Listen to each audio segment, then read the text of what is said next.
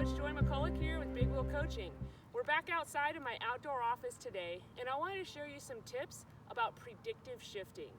Now, shifting becomes very important in multiple scenarios, and there's a couple of them that I think we can really help you in order so that you can conserve energy so that you're strong throughout your rides.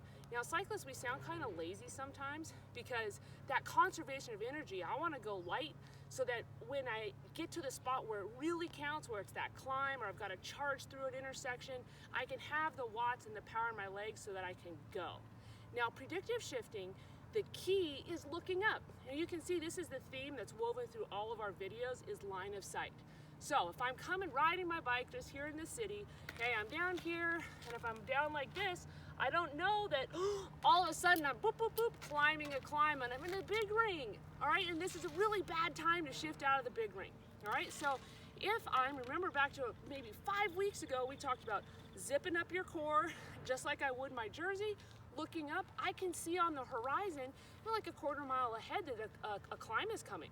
All right, so that's gonna allow me to shift. I'm gonna predict that I'm gonna come under a much heavier load in a couple moments. All right, so then when I get to the time that I'm gonna have to put out more force, I'll be in a much better gear to accommodate that so I can get to the top of the climb without having to rest, without working too hard, and maybe it's gonna help keep me in my group of friends so I don't get dropped. Now, another time that's really helpful is when I come to a stoplight. Sometimes you're like cruising around the big ring and maybe you're all stacked out in your hardest gear and you stop at a stoplight. What's it gonna feel like when you start?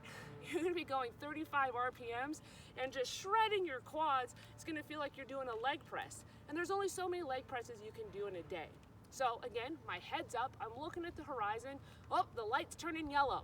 I'm gonna shift out of that big ring. I'm gonna shift a couple gears up in the back. So when it turns green and it's time for me to go, I can spin. Okay, I'm not going to use one of my matches to get out of a stoplight.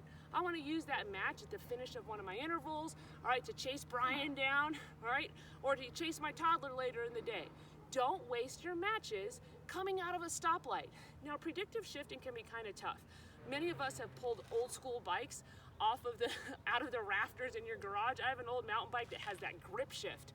I keep misshifting that thing all over the place. So I'm stuck on single track, like I'm dumping down the stack the wrong direction. I have to get off and walk. This probably happened last week. So you have to practice, again, in a low stakes scenario. I'm gonna think, oh, I've got big paddle right side. It might sound elementary, but literally when I work with people, I'm like, okay, we're getting to this climb. I want you to shift easier in the back. They're like, what does that mean? I'm like, okay. Big paddle right side, little paddle right side.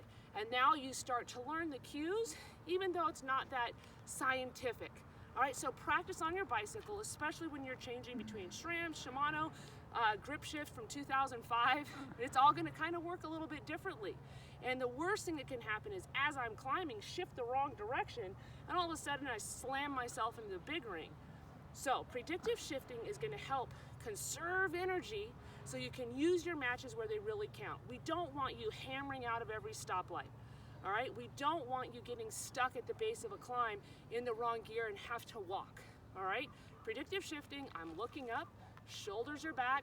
I can see on the horizon, oh, I've got a steep climb coming, so I'm going to need to shift earlier so I can conserve the energy for when it really counts.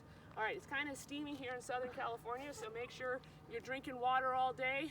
And even here on a light ride, I got some water, a little bit of electrolytes, and so I can make it to next day's training strong and capable as well. All right, hope to see you guys soon.